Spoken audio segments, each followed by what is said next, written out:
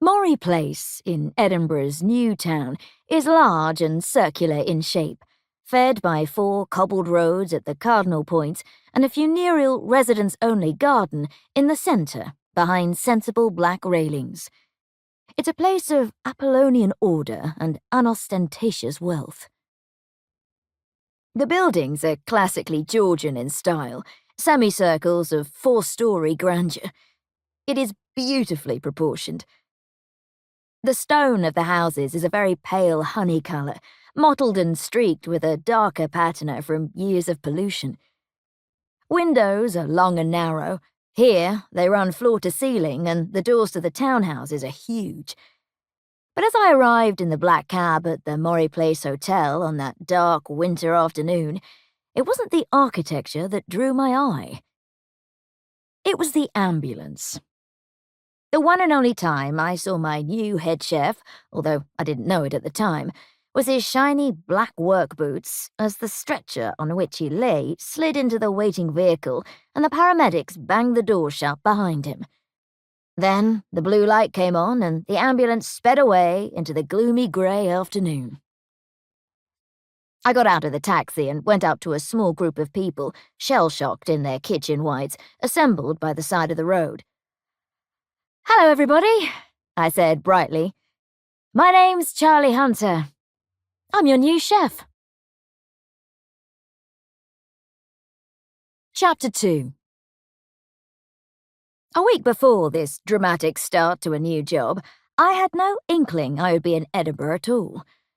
It was the last week of October, and I was in my local pub discussing Christmas menus with Graeme Strickland, Michelin-starred chef in the restaurant up the road and close personal friend.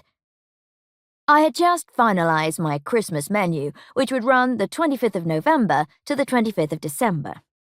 I was open Christmas Day. I'd give everyone else the day off and do it myself. Jess had volunteered to come in and work from 12 until 3. Christmas lunch at her house was served for some reason at 4 o'clock. My menu was straightforward but good.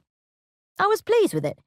Starters, salmon gravlax, homemade rye bread, celeriac and apple soup, garlic and parmesan croutons, ham hock terrine with cranberries. Mains, turkey with all the trimmings, roast cod on a bed of roast seasonal veg, beurre blanc, goat's cheese, walnut and vegetable tart.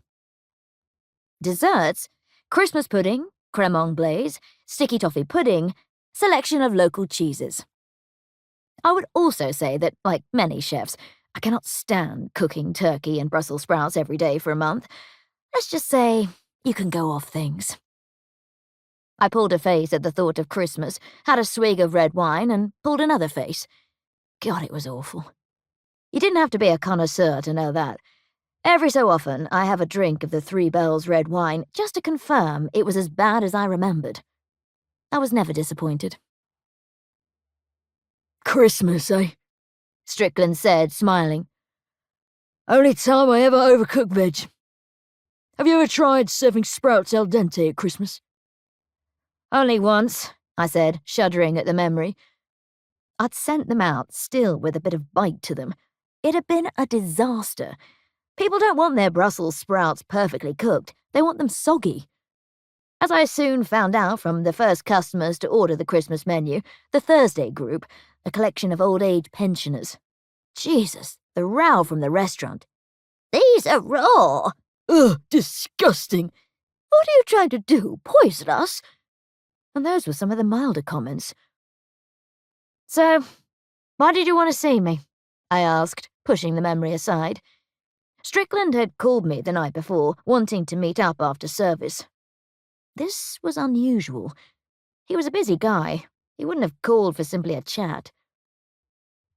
"Do you remember your first head chef?" he asked.